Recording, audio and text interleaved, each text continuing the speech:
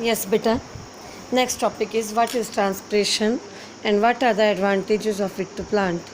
इसका प्लांट्स को क्या फ़ायदा है, ट्रांसपिरेशन क्या और उसका प्लांट्स को क्या फ़ायदा है। आपने देखा होगा गर्मी के मौसम में जब आप पेड़ के नीचे खड़े होते हो तो आपको ठंडक फील होती है। ऐसा क्यों? बिकॉज़ जो पत्ते हैं वो सारा दिन पानी छोड़ते हैं। जब धूप होती है उस वक्त उनके अंदर से पानी बहुत ज़्यादा निकलता है, तो इसलिए हमें पेड़ के नीचे थोड़ी ठंडक लगती है। क्यों? क्योंकि उनके अंदर से पानी निकलता है, जब वो हमारी बॉडी पर टच होता है तो हमें ठंडक फील होती है। ये जो पानी निकल रहा है, इस पानी निकलने के प्रोसेस को हम ट्रांसपिरेशन बोलते हैं। Loss of water in the form of water vapour from the aerial part of the plant is called transpiration. अब इसके क्या फ़ायदे हैं? Transpiration cools a plant body and help in temperature regulation. जैसे आप लोगों ने देखा होगा कई बार जब आपको पसीने आते हैं और आप पंखे के नीचे बैठते हो, तो जब वो पसीना उड़ता है, पसीने का पानी जब आपकी बॉडी से उड़ता है तो वो आपकी बॉडी से हीट लेकर फिर इवेपोरेट होता है, और जब आपकी बॉडी से हीट निकलती है तो आपको ठंडक फील होती है। तो ऐसे ही प्लांट में भी जब ट्रांसपिरेशन होता है तो प्लांट्स को उससे ठंडक मिलती है, उससे टेम्परेचर डाउन हो जाता है। Number 2, it help in absorption of water and minerals from the soil. बेटा जब ट्रांसपिरेशन होगा मीन्स पानी निकलेगा तो पानी की रिक्वायरमेंट होगी। जब पानी इधर से निकलता है तो नीचे से ऑटोमेटिकली पानी अपने आप ऊपर जाना शुरू हो जाता है। तो इसीलिए it help in absorption of water and minerals. ठीक उसी तरीके से जैसे गर्मियों में आपकी बॉडी से पसीना निकलता है तो आपको प्यास लगती है, तो आप अपने आप पानी पी लेते हो, तो ऐसे ही पौधों में भी होता है। What is ascent of sap? Ascent होता है ऊपर की ओर बढ़ना।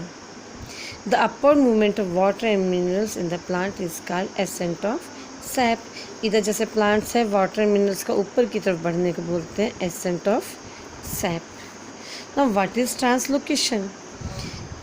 Transport of soluble product of photosynthesis from leaves to different part of the plant, like storage organ of roots, fruits, seeds to growing organs. It takes place through seed tubes and companion cells. बेटा जब पत्तों में खाना बन जाता है, पत्तों में जो खाना बन जाता है वो पत्तों से जब डिफरेंट प्लांट के पार्ट्स में पहुंचता है, जैसे रूट्स में, फ्रूट्स में, सीड्स में, उस प्रोसेस को हम ट्रांसलोकेशन बोलते हैं।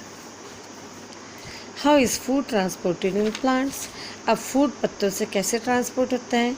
Number 1, it is achieved by utilising energy. ये हमेशा एनर्जी को लेकर होता है। मटेरियल लाइक अब प्लांट्स के अंदर जो ट्रांसपोर्ट होता है फूड, उसको हम कहते हैं सुक्रोज। सुक्रोज के फॉर्म में ट्रांसपोर्ट होता है। Sucrose is transferred from phloem tissue using energy from ATP। तो वो ATP से एनर्जी लेते हैं। This increase the osmotic pressure of the tissue causing water to move into it।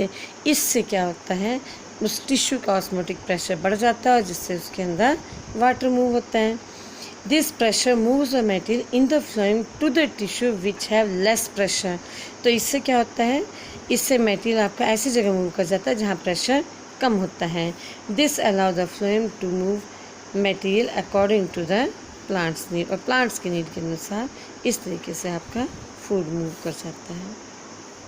Now what are the theories related to upward movement of sap in plants? Plants के अंदर जो SAP move करता है उससे related कौन सी theories हैं? सबसे पहले आती है root pressure theory and the second one is transpiration pull. सुनो बेटा, रूट प्रेशर थ्योरी क्या है? It develops in the root cells because of turgidity.